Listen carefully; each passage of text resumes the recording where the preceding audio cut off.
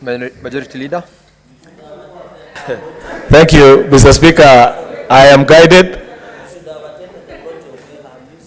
Mr. Speaker, I was to attend the launch of Senator Crystal Asige's album launch, but I sent Senator Cherargei instead to represent me. And I have seen his videos dancing and ably responding to the positive vibes. I want to assure my good friend Senator Asige that now that I have concluded my remarks, I will move over to sit next to her and grant her 1 hour, if she has the time, 2 hours, or even the entire evening, Mr. Speaker, to listen to the proposals that she's making. Senator Oburu Oginga. Yeah, thank you, Mr. Speaker. Thank you, Mr. Speaker, sir.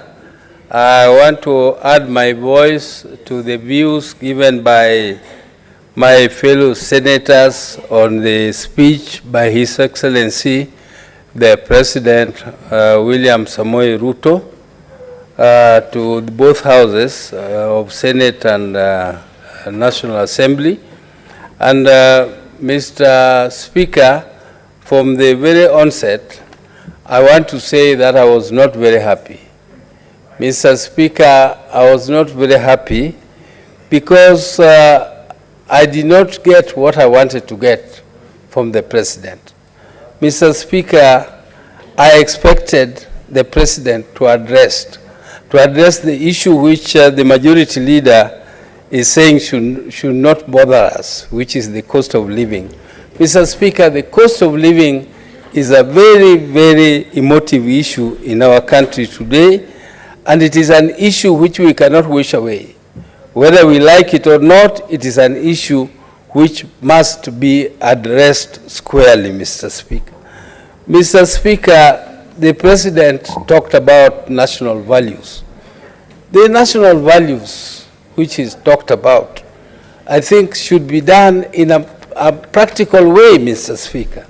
Mr. Speaker, if you look at the records or the happenings, Mr. Speaker, you recall not very long ago, when our people were going for demonstrations, and they were going for demonstrations using the nationally provided or provisions in the Constitution of the right of Kenyans to demonstrate, to picket, and to hold public rallies. Mr. Speaker, the police came out to, first of all, demand that we get permission. Senator Oburu, what is your point of order? Mr. Speaker, I hope I'm not going to be unnecessarily disrupted by your time will be frozen. Your time will be frozen. You will not lose time. Whom I respect very much, but Senator Boni. Yeah, thank you, Mr. Speaker. Mr. Speaker, I rise on Standing Order number 105 to challenge the Senator of Siaya, who is my good neighbor back home in Luanda Doho and Luanda Dudi,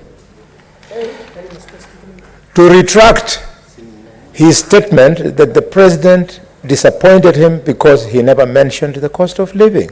Mr. Speaker, is in order, knowing that in bullet 15, bullet 16, 17, 18, 19, and 20, the President was talking about, and more specifically, Mr. Speaker, sir, the President told the country that he has established 22 new fish landing sites in the counties of the Lake region and the coast. Is he in order, Mr. Speaker? And went further to say that he has established management units and cooperatives and hatcheries, especially, Mr. Speaker, a hatchery at Kabonyo and Shimoni. Is he in order to mislead the public? Senator Oburu, Mr. Speaker, sir, I'm asking my brother, Honorable Halwali, to be patient with me so that I can finish what I'm saying. Mr. Speaker, I did not say that he did not mention about the cost of living. What I'm saying is that he did not offer any solutions which in my view, in Halwele's views, he offered them. In my own view, he did not. In my own view, he did not at all, Mr. Speaker, because those things he's talking about, like those beaches, the what, you know, Mr. Speaker, you don't transform abyss management unit into a cooperative and you say you have helped the people.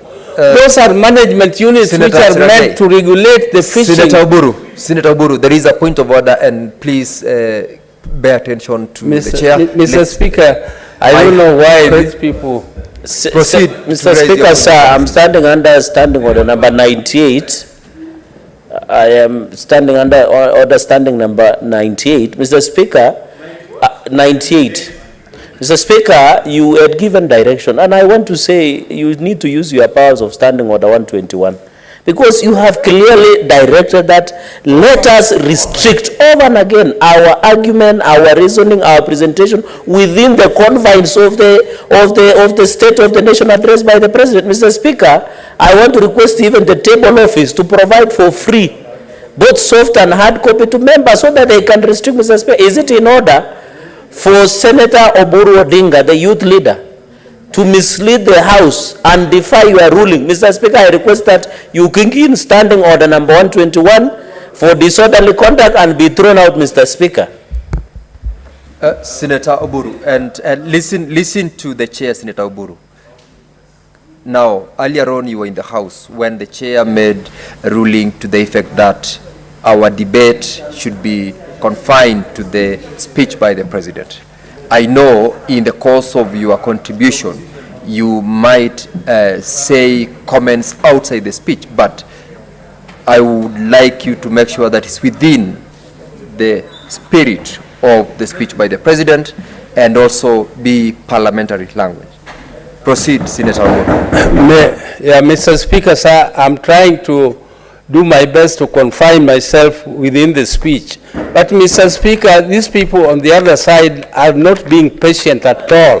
Mr. Speaker, they are not being patient, Mr. Speaker. Mr.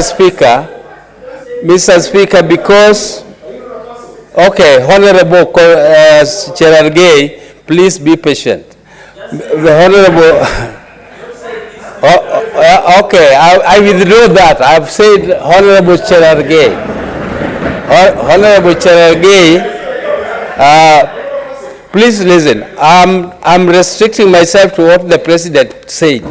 The President talked about national values. And when he talked about national values, I'm relating it to what happened to us in relation to national values. His own officers are not keeping national values. They send police to kill people